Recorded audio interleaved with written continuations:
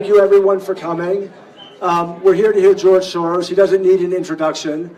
Let me just say that tonight's remarks are on the record. If you look at the cards on your table, you'll see an email address to which you can email your questions. So when George has finished his remarks, we'll take some of your questions in that way. And with that, George.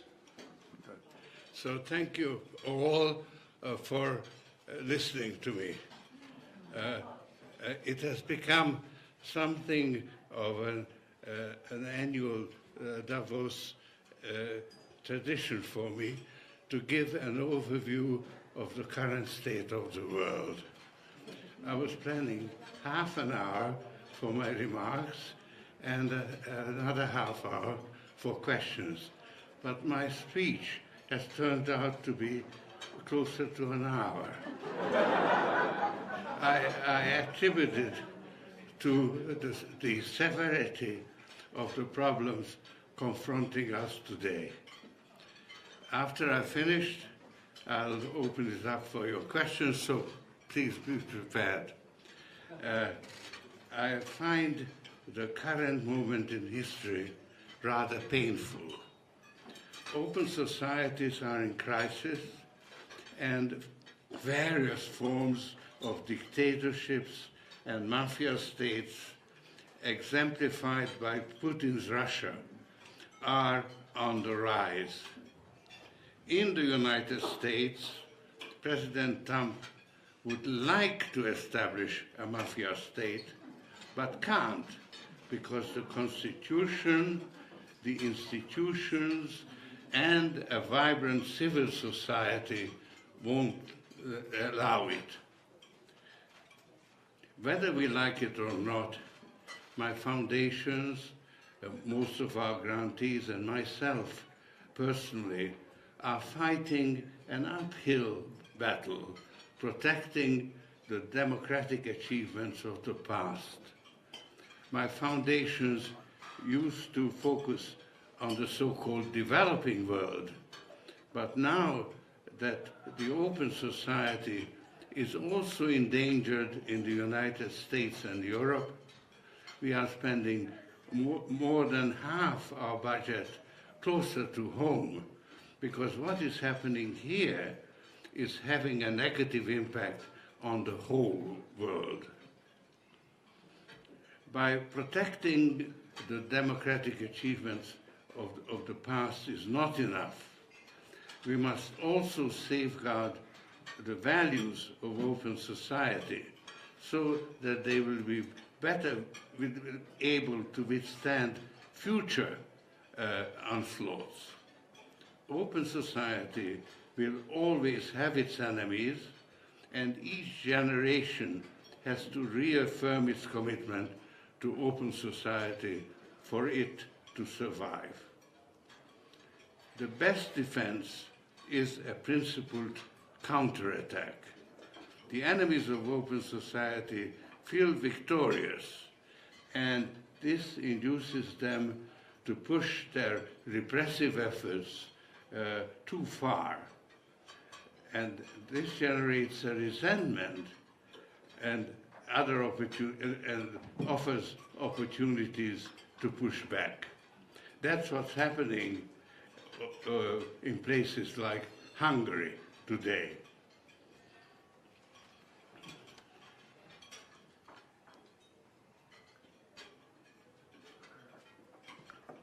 I used to define the goals of my foundations as defending open societies from their enemies, making governments accountable, and fostering a critical mode of thinking.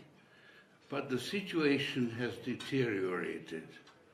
Not only the survival of open society, but the survival of our entire civilization is at stake. The rise of leaders such as Kim Jong-un in North Korea and Donald Trump in the United States have much to do with this. Both seem to be willing to risk a nuclear war in order to keep themselves in power. But the root cause goes even deeper. Mankind's ability to harness the forces of nature, both for constructive and destructive purposes, continues to grow, while our ability to govern ourselves properly fluctuates and is now at a low ebb. The threat of nuclear war is so horrendous that we are inclined to ignore it. But it's real. Indeed, the United States is set on a course towards nuclear war by refusing to accept that North Korea has become a nuclear power. This creates a strong incentive for North Korea to develop its nuclear capacity with all possible speed, which in turn may induce the United States to use its nuclear superiority preemptively, in effect, to start a nuclear war in order to prevent a nuclear war, an obviously self-contradictory strategy. The fact is, North Korea has become a nuclear power, and there is no military action that can prevent what has already happened. The only sensible strategy is to accept reality, however unpleasant it is, and to come to terms with North Korea as a nuclear power.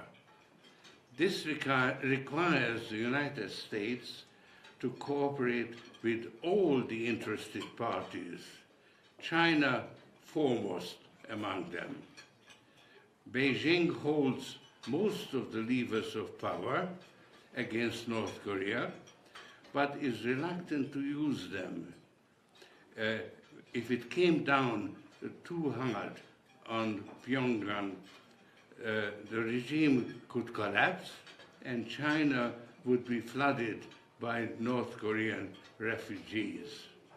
What's more, Beijing is reluctant to do any favors for the United States, South Korea, or Japan, against each of which it harbors a variety of grudges. Achieving cooperation will require extensive negotiations, but once it's attained, the alliance would be able to confront North Korea with both carrots and sticks. The sticks could be used to force it to enter negotiations, and the carrots to reward it for verifiably suspending further development of nuclear weapons. The sooner a so-called freeze-for-freeze agreement can be reached, the more successful the policy will be. Success can be measured by the amount of time it would take North Korea to make its nuclear arsenal fully operational. I'd like to draw your attention to two seminal reports just published by Crisis Group on the prospects of a nuclear war in North Korea.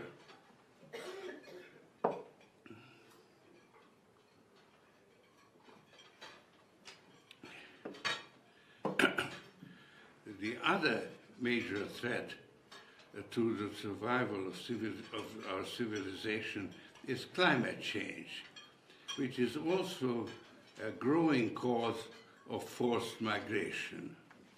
I have dealt with the problems of migration at great lengths elsewhere, but I must emphasize how severe and intractable those problems are. I don't want to go into details on climate change either, because we know what needs to be done. We have the scientific knowledge. It's the political will that is missing, particularly in the Trump administration. Clearly, I consider the Trump administration a danger to the world, but I regard it as a purely temporary phenomenon that will disappear in 2020 or even sooner. I give President Trump credit for motivating his core supporters brilliantly, but for every core supporter, he has created a greater number of core opponents who are equally strongly motivated. That's why I expect a Democratic landslide in 2018. My personal goal in the United States is to help re-establish a functioning two-party system. This will require not only a landslide in 2018, but also a Democratic Party that will aim at a non-partisan redistricting, the appointment of well-qualified judges, a properly conducted census, and other measures that a functioning two-party system requires.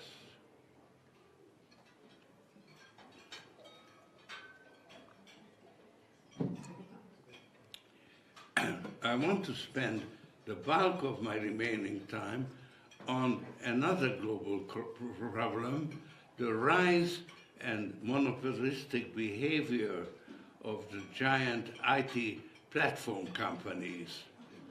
These companies have often played an innovative and liberating role, but as Facebook and Google have grown into ever more powerful monopolies, they have become obstacles to innovation, and they have caused a variety of problems of which we are only now beginning to become aware. Companies earn their profits by exploiting their environment. Mining and oil companies exploit the physical environment. So social media companies exploit the social environment. This is particularly nefarious because social media companies influence how people think and behave without them even being aware of it. This has far-reaching adverse consequences on the functioning of democracy, particularly on the integrity of elections. The distinguishing feature of internet platforms is that they are networks and they enjoy rising or marginal returns, and that accounts for the phenomenal growth. The network effect is truly unprecedented and transformative, but it's also unsustainable. It took Facebook 8.5 years to reach the first billion users, and half that time to reach the second billion. At this rate, Facebook will run out of people to convert in less than 3 years. Facebook and Google effectively control over half of all internet advertising revenue. To maintain their dominance, they must expand their networks and increase their share of the user's attention.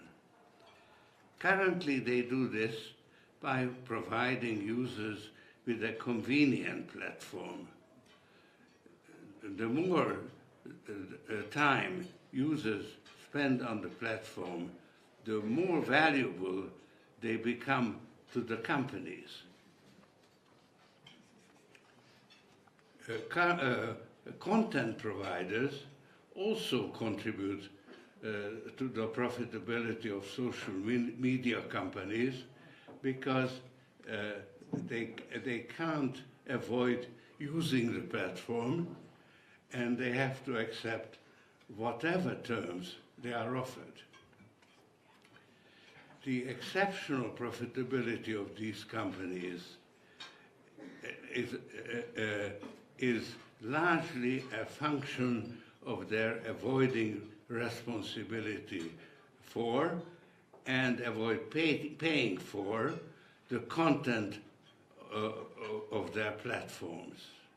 They claim that they are merely distributing information, but the fact that they are near monopoly distributors make them into public utilities and should subject them to more stringent regulations aimed at preserving competition, innovation, and fair and open universal access.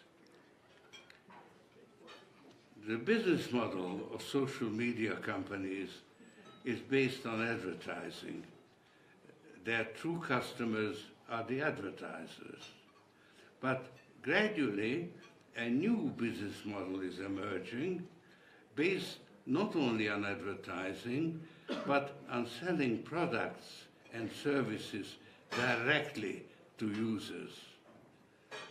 They exploit the data they control, bundle the services they offer, and use discriminatory pricing to keep for themselves most of the benefits that otherwise they would have to share with consumers. This enhances their profitability, but even further. But the bundling of services and discriminatory pricing undermine the efficiency of the market economy. Social media companies deceive their users by manipulating their attention and directing it towards their own commercial purposes. They deliberately engineer addiction to the services they provide. This can be very harmful, particularly for adolescents. There is a similarity between internet platforms and gambling companies. Casinos have developed techniques to hook gamblers to the point where they gamble away all their money, even money they don't have.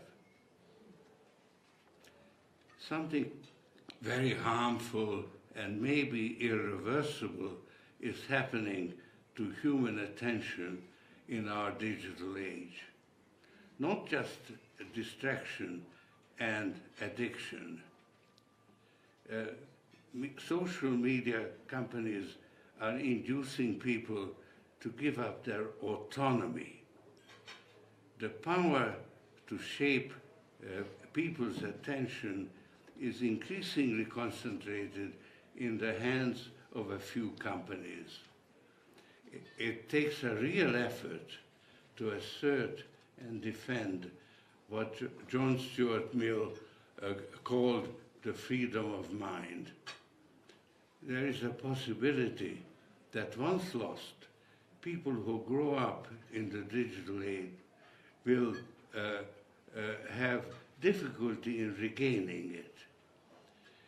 This may have far-reaching political consequences. People without the freedom of mind can be easily manipulated. This danger doesn't loom only in the future. It's already played an important role in the 2018 US presidential elections. But there is an even more alarming prospect on the horizon. There could be an alliance between authoritarian states and these large, data-rich IT monopolies that would bring together nascent systems of corporate surveillance with an already developed system of state-sponsored surveillance. They may even result in a web of totalitarian control, the likes of which not even Aldous Huxley or George Orwell could have imagined. The countries in which such unholy marriages are likely to occur first are in Russia and China. The Chinese IT companies in particular are fully equal to the American ones. They also enjoy the full support and protection of the Xi Jinping regime.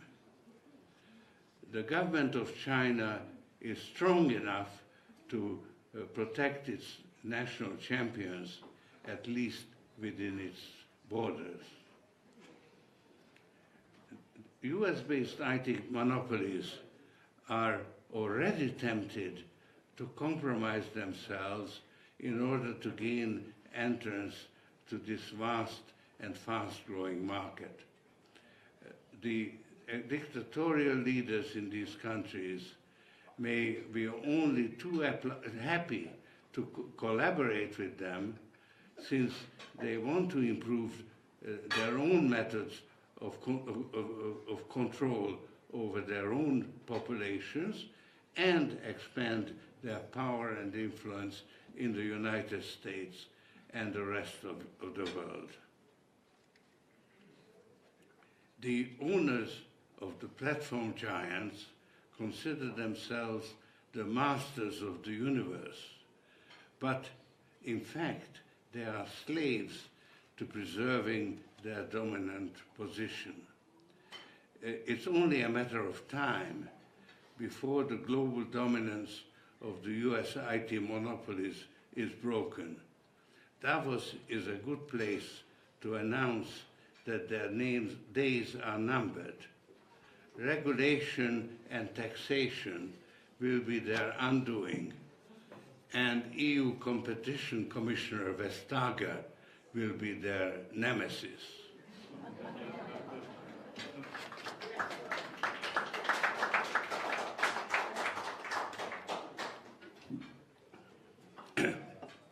There is a growing recognition of a connection between the dominance of the platform monopolies and the rising level of inequality. The concentration of share ownership in the hands of private individuals plays some role, but the peculiar position occupied by the IT giants is even more important. They have achieved monopoly power, but at the same time, they are also competing against each other. They are big enough to swallow startups that could become into competitors, but only the giants have the resources to invade each other's territory. They are poised to dominate the new growth areas that artificial intelligence is opening up, like driverless cars. The impact of innovations on unemployment depends on government policies. The European Union and particularly the Nordic countries, are far more far-sighted in their social policies than the United States. They protect the workers, not the jobs. They are willing to pay for retraining or retiring displaced workers. This gives workers of the Nordic countries a greater sense of security that makes them more supportive of technological innovations than workers in the United States. The internet monopolies have neither the will nor the inclination to protect society against the consequences of their actions. That turns them into a menace, and it falls to the regulatory authorities to protect society against them. In the United States, the regulators are not strong enough to stand up their political influence.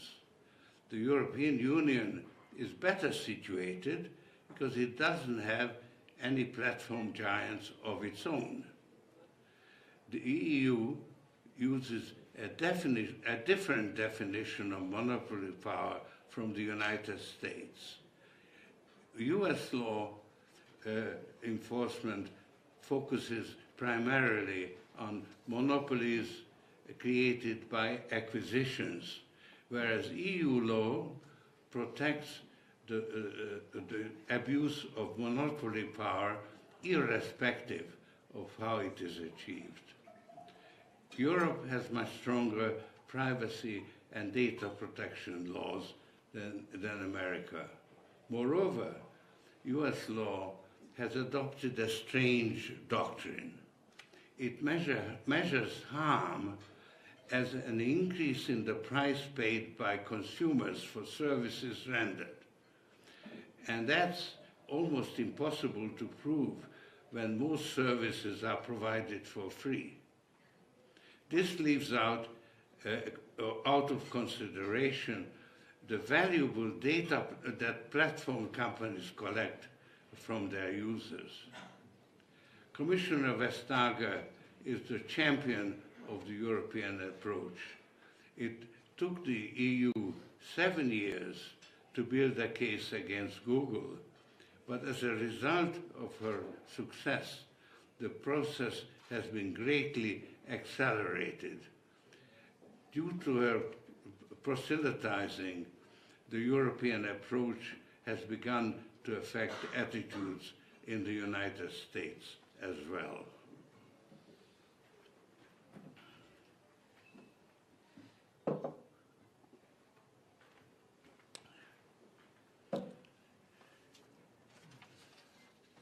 I have mentioned several of the most pressing and important problems confronting us today. In conclusion, let me point out that we are living in a revolutionary period. All our established institutions are in a state of flux.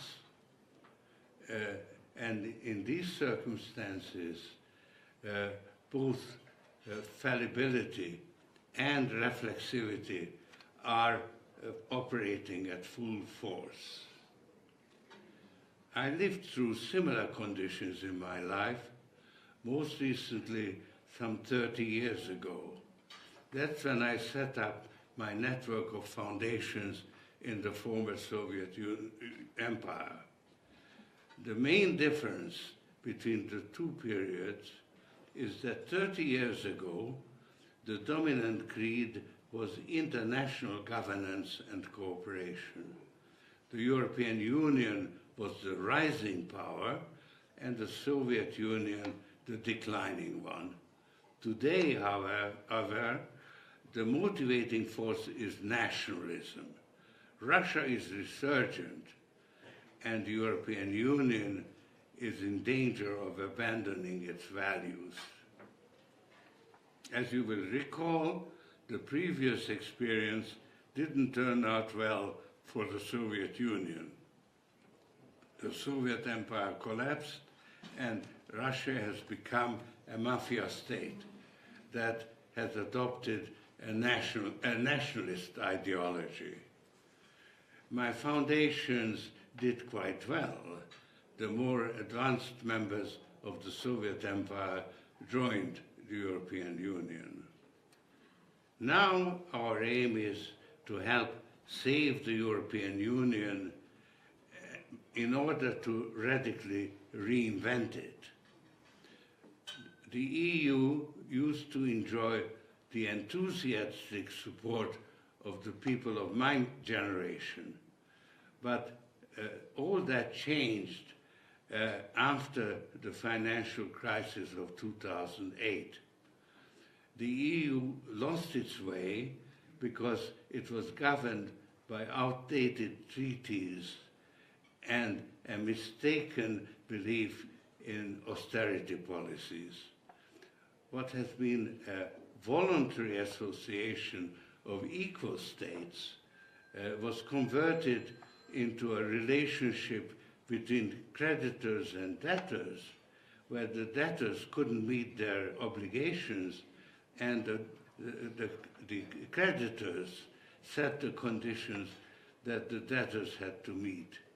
That association was neither voluntary nor equal. As a consequence, a large proportion of the current generation has come to regard the European Union as its enemy. One important country, Britain, is in the process of leaving the EU, and at least two countries, Poland and Hungary, are ruled by governments that are adamantly opposed to the values on which the European Union was based. There is an acute conflict with various European institutions, and those institutions are trying to discipline them. In several other countries, anti-European parties are on the rise. In Austria, they are in the government coalition, and the fate of Italy will be decided by the elections in March, which is just around the corner.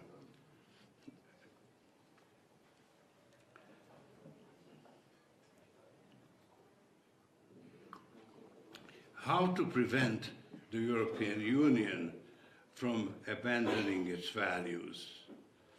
We need to reform it at every level. At the level of the Union itself, at the level of the member states, and the level of the electorate. We are, as I said, in a revolutionary period. Everything is subject to change. The decisions taken now will define the shape of the future in Europe. At the Union level, the main question is what to do about the euro. Should every member state be required to eventually adopt the euro, or should the current situation be allowed to continue indefinitely? The Maastricht Treaty prescribed the first alternative, but the euro has developed some defects that the Maastricht Treaty didn't foresee, and they still await resolution. Should the problems of the euro be allowed to endanger the future of the European Union, I would strongly argue against it. The fact is that the countries that don't qualify are eager to join the euro, but those that do have decided against it, with the exception of Bulgaria, which is expected to join this year. In addition, I should like to see Britain remain a member of the EU or eventually rejoin it. And that couldn't happen if it meant adopting the euro.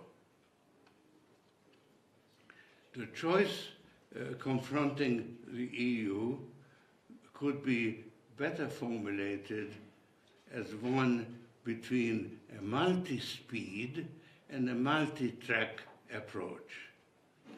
In a multi-speed approach, member states have to agree in advance on the ultimate outcome. In a multi-track approach, member states are free to form coalitions of the willing to pursue particular goals on which they agree. The multi-track approach is obviously more flexible, but the European bureaucracy favored the multi-speed approach. That was an important contributor to the rigidity of the European Union structure. At the level of the member states, their political parties are largely outdated.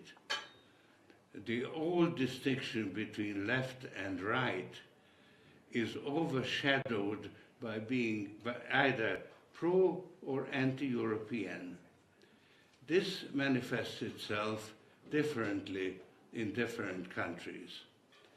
In Germany, the Siamese twin arrangement between the CDU and the CSU has been rendered unsustainable by the results of the recent elections.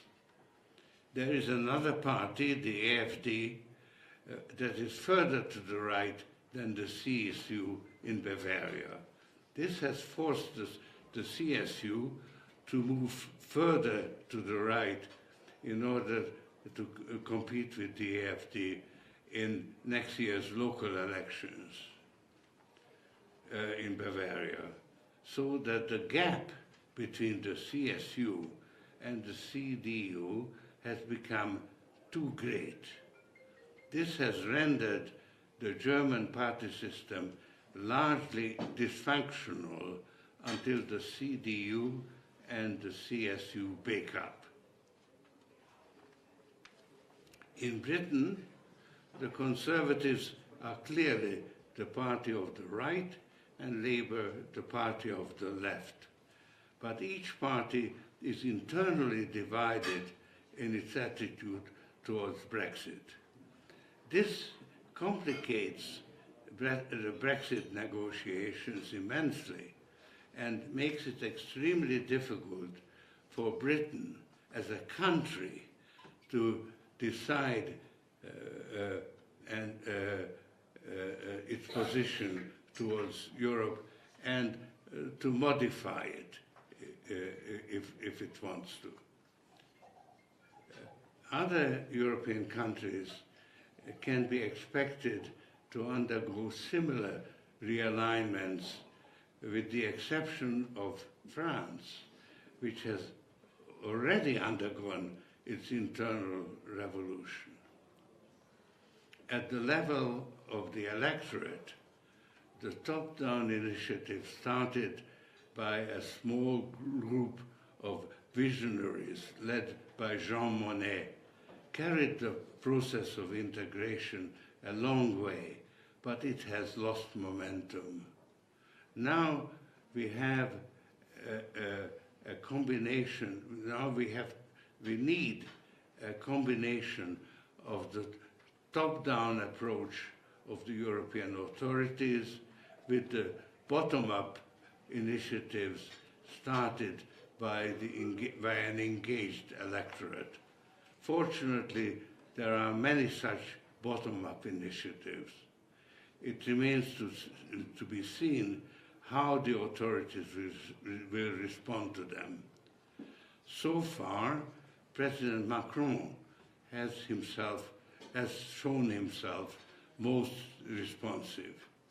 He campaigned for the French presidency on a pro-European platform, and his current strategy focuses on the elections for the European Parliament in 2019, and that requires engaging the electorate.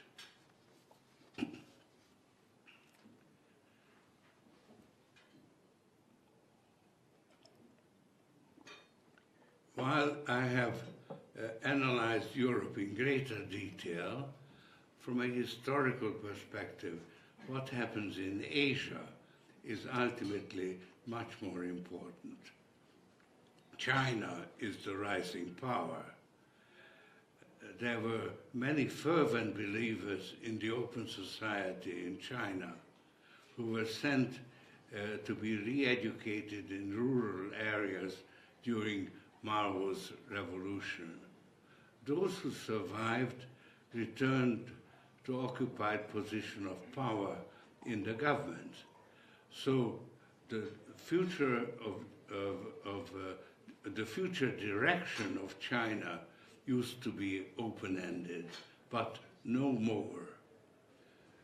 The promoters of open society have reached retirement age, and Xi Jinping, who has more in common with Putin than with the so-called West, has begun to establish a new system of party patronage. I'm afraid that the outlook for the next 20 years is rather bleak. Nevertheless, it's important to embed China in institutions of global governance, because this may help to avoid a world war that would destroy our civilization. That leaves the local battlegrounds in Africa, the Middle East, and Central Asia. My foundations are actively engaged in all of them. We are particularly focused on Africa, where would-be dictators in Kenya, Zimbabwe, and the Democratic Republic of Congo have perpetrated electoral fraud on an unprecedented scale, and citizens are literally risking their lives to resist the slide into dictatorship. Our goal is to empower local people to deal with their own problems, and particularly the AU, the African Union, to become more important. Then also to assist the disadvantaged and to reduce human suffering to the greatest possible extent. This will give us plenty to do well beyond my lifetime. So let me end on this positive note and invite your questions. Thank you.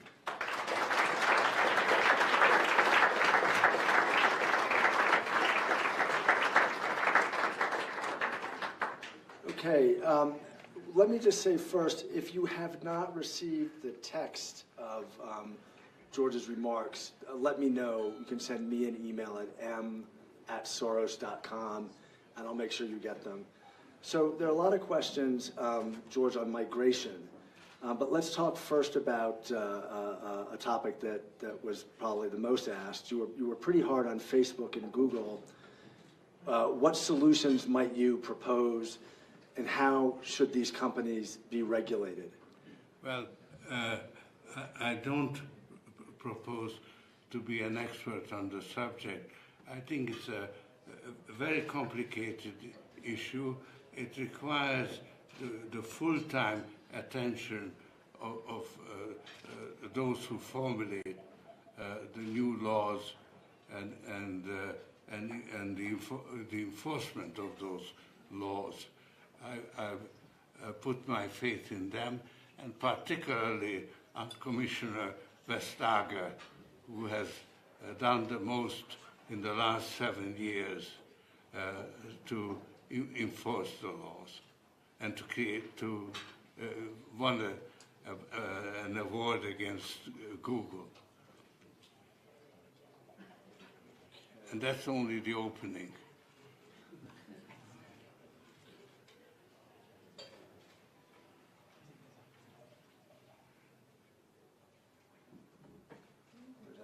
technical difficulty here for a moment. Wait.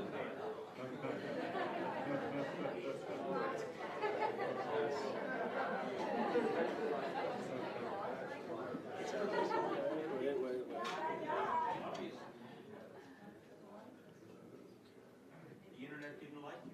What's that?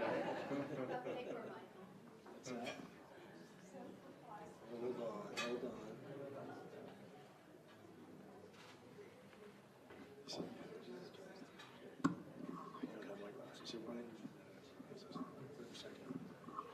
So I have a question. Why you invest in social media companies?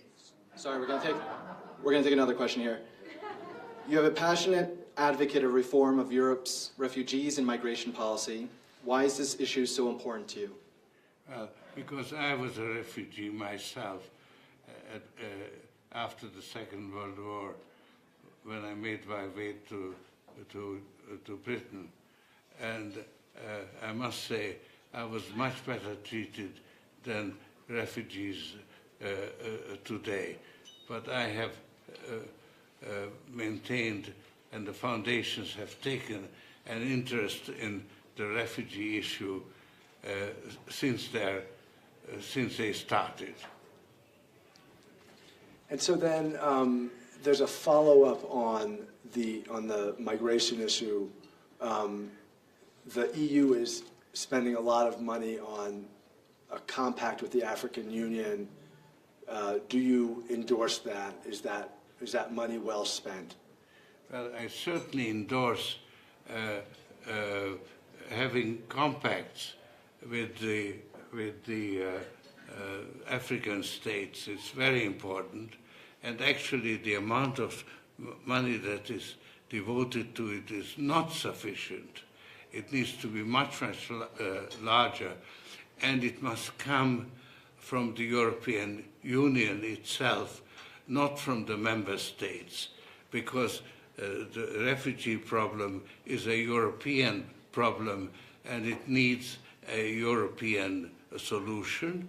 And the European Union is has very large uncommitted borrowing power, which is very cheap currently, and it ought to be used. We estimate that you would need at least 30 billion euros a year for a number of years to make to devote to the development, democratic development in Africa, so that the supply of migrants should diminish. But there are two ways of reducing the supply. One is to encourage them to develop, to find jobs at home, and the other is to make dirty deals with dictators who then are willing to prohibit people from leaving. And I think currently far too much money is spent on the dirty deals and not enough on democratic development in the African countries. And then, one final question on migration. What about the Middle East? Because you've talked a lot about Europe, but most of the refugees are in the Middle East. Yeah, it's a very, very important, but it has to be considered on a case-by-case basis. We have focused on Jordan, which has a very large number of refugees and has really treated them very well. The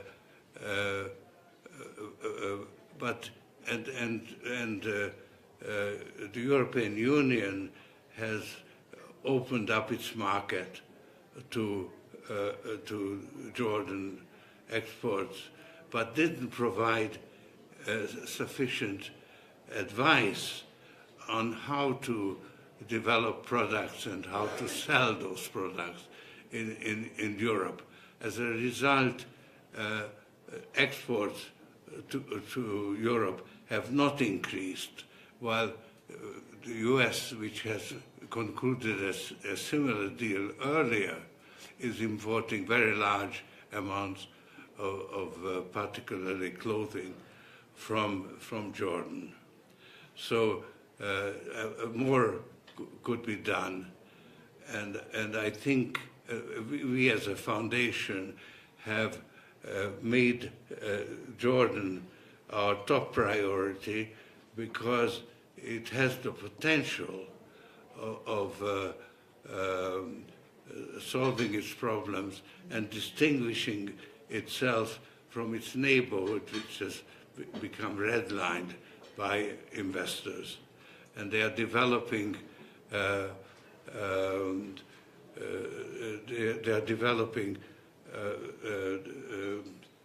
EU e-governance with the help of Estonia, which has been a world leader in this field. So we have great hopes of demonstrating success because all the ingredients are there.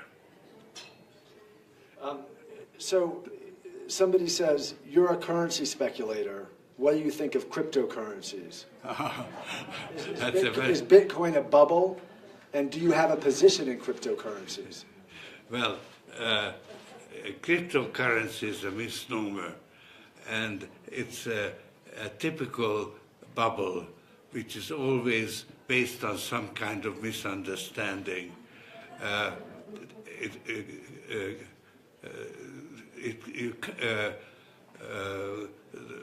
The Bitcoin is not a currency, because a currency is supposed to be a stable store of value, and a currency that can fluctuate 25% in a day can't be used, for instance, to pay wages, because the wages could drop by 25% in a day. So it's a speculation. It's based on a misunderstanding. There is also a very innovative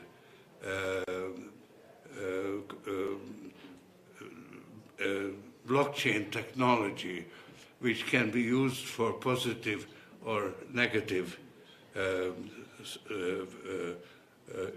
purposes. Currently, it's used mostly for tax evasion and the let's say for people in the rulers in dictatorships to build a nest egg abroad. So recently there was just now a conference, a Valdai conference, where instead of discussing conditions in Russia, they mainly discussed Bitcoin, because that's what the rulers were interested in. So this will have a big effect on the valuation of Bitcoin. Normally, when you have a parabolic curve, eventually it has a very sharp break. But in this case, I think as long as that you have got dictatorships on the rise, you will have a different ending, because the rulers in those countries are going to turn to Bitcoin to build a nest egg abroad. So I expect instead of an abrupt break to have a rather flat top over, but it's nevertheless a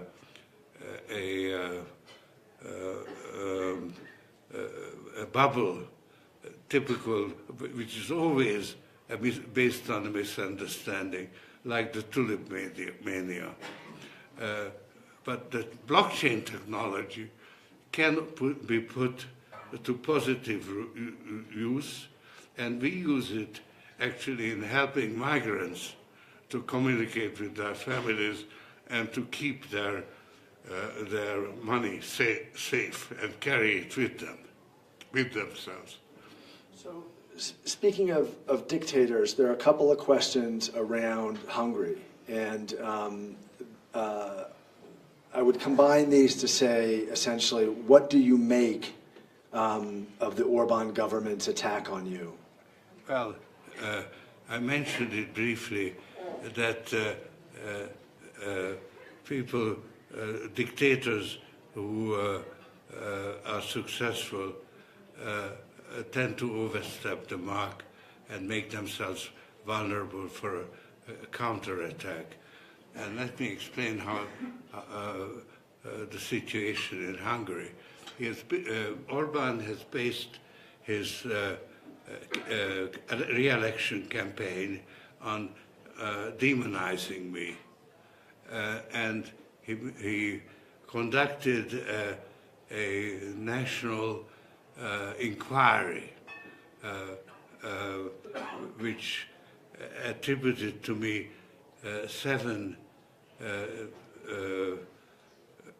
actions or statements which I showed to be false. And actually, the Hungarian court, or appellate court, forbade Orban to use that questionnaire. But by that time, the inquiry had concluded, so the Hungarian public never heard about that decision. Unfortunately, Orban has been very successful in making the mafia state work efficiently. He has actually bought up physically, financially, the leaders of the Social Democratic Party, and he has got spies in every emerging clean government party that could attract the electorate. So it's extremely difficult for them to combine and pass the quota that's necessary to be elected. So I'm afraid that in spite of all these things, he's liable to win re-election. On that, George, are you done? Do you want to take one more question, or? Well, that's fun. Yeah, go ahead. Okay, so let's see.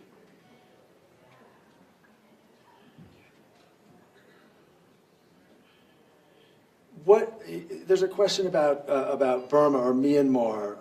What is your take on the treatment of the Rohingya minority in Myanmar and the latest mass exodus to Bangladesh? This is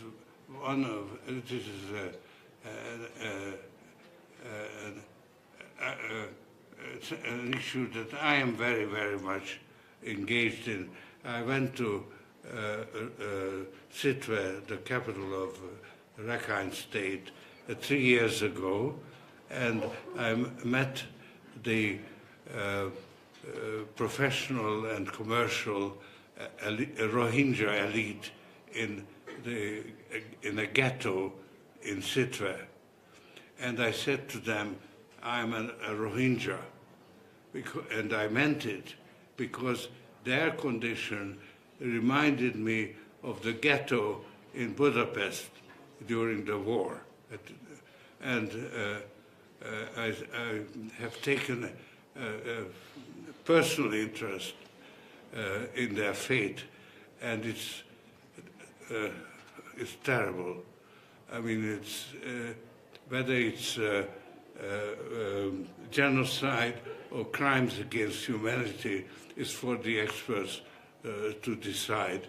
But it is currently going on because there is an effort to repatriate an agreement sponsored by China between Myanmar and Bangladesh to repatriate the Rohingya. But they refuse to go because they don't trust. That's not why they ran away. So they refuse to go, and the repatriation has to be on the basis of voluntary repatriation.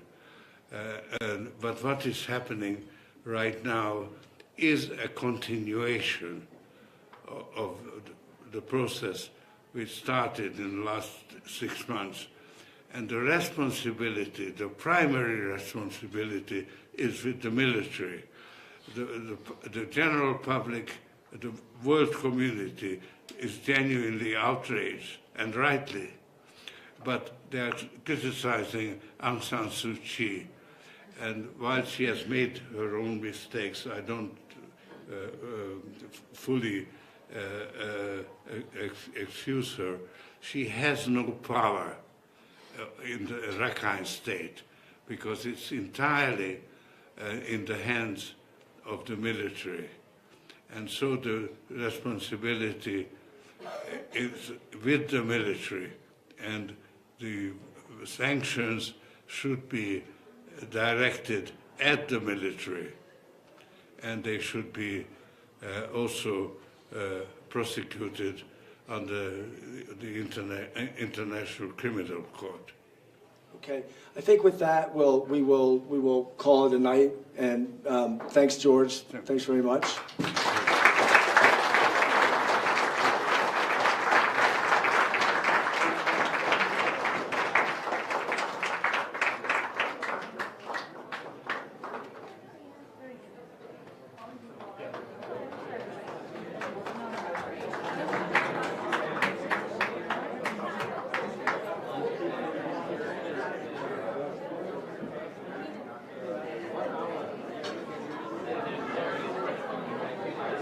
Sorry, everybody. Dessert course will be served now, so you could remain seated. We're going to serve dessert. Thank you for your patience while dinner is being removed.